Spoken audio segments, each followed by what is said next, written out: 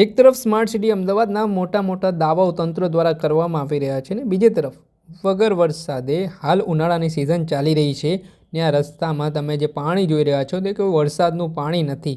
આ પાણી દૂષિત પાણી છે, ગટરનું પાણી છે ને આ પાણીને ડામવા, આ પાણીનું નિરાકરણ લાવવામાં ક્યાંક ને ક્યાંક તંત્ર નિષ્ફળ નીવડ્યું હોય તેવું દેખાઈ રહ્યું છે.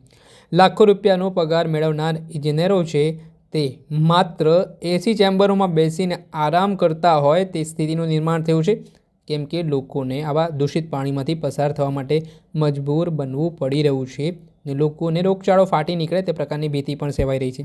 ત્યારે ઘોડા છૂટી ગયા બાદ તબેલામાં તાળા મારવા જેવી સ્થિતિનું નિર્માણ ન થાય તે પહેલાં અમદાવાદ મ્યુનિસિપલ કોર્પોરેશનને જાગી જવાની જરૂરિયાત છે.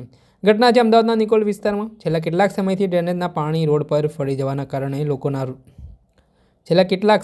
ડ્રેનેજનું પાણી રોડ પર ફરી વળવાના કારણે ત્યાંના લોકોમાં ભારે રોષ જોવા મળી રહ્યો છે. મહાનગરપાલિકા દ્વારા કોઈ ઉકેલ લાવવામાં ન આવતા આખરે ધારાસભ્યને મેદાને આવવું પડ્યું. ધારાસભ્ય બાબુભાઈ જમનાદાસ પટેલે કોર્પોરેશન આવી રજૂઆત કરી. મેયર તેમજ અન્ય પદાધિકારીઓને રજૂઆત કરવામાં આવી. બને તેટલી ઝડપી આ સમસ્યાનું નિરાકરણ લાવવા માટે કહેવામાં આવ્યું. આ મામલે શું કહી રહ્યા છે ધારાસભ્ય દસક્રોઈના બાબુભાઈ જમનાદાસ પટેલ તે સાંભળી લો.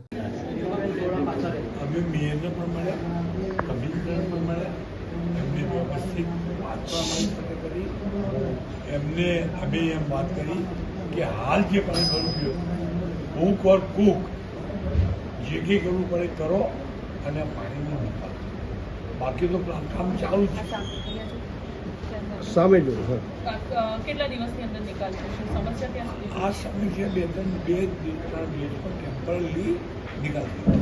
અગાઉ પણ અવારનવાર આ વિસ્તારમાં પાણી આવી વખતે ગટરનો ઉભરાટ હોય છે. અવારનવાર ત્યાંને સ્થાનિકોની આ સમસ્યાઓ છે કે 5 વર્ષથી આ તકલીફ છે.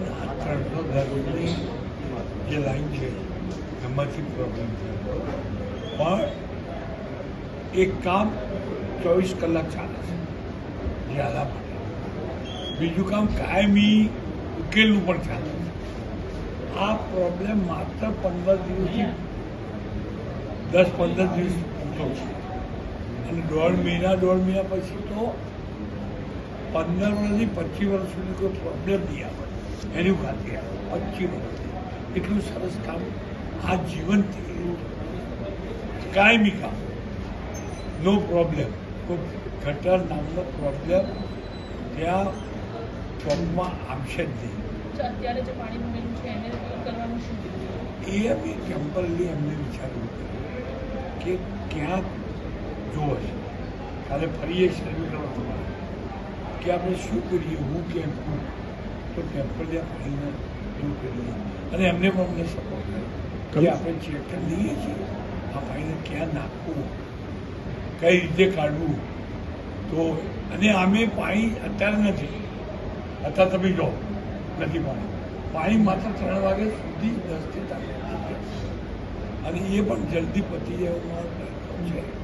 કમિશનર સાહેબ આશ્વાસન આપ્યા કશું? કમિશનરે પદ્ધતિનું કામની વાત કરી આશ્વાસન.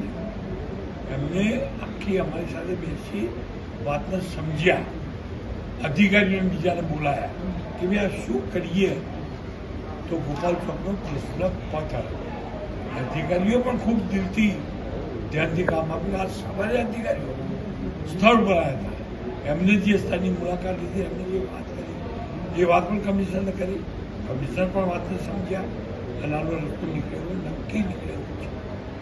આપણે સાંભળ્યા, આ હતા કોર્પોરેટર બાબુ જમનાદાસ પટેલ. હાલ તેમનું જે નિવેદન સામે આવ્યું છે તેમના વિસ્તારમાં જે સમસ્યા જોવા મળી રહી છે તેને લઈને તેમણે સ્માર્ટ સિટીના દાવાની પોલ પણ છતી કરી છે. હવે સવાલો અહીંયા એ ઉઠી રહ્યા છે, એક તરફ આપણે મોટા મોટા બણગાઓ ફૂંકી રહ્યા છે સ્માર્ટ સિટી અમદાવાદના, પરંતુ ગટરની સમસ્યાનું નિરાકરણ લાવવામાં પણ તંત્ર ફેલ ગયું હોય તેવી સ્થિતિનું નિર્માણ થયું છે.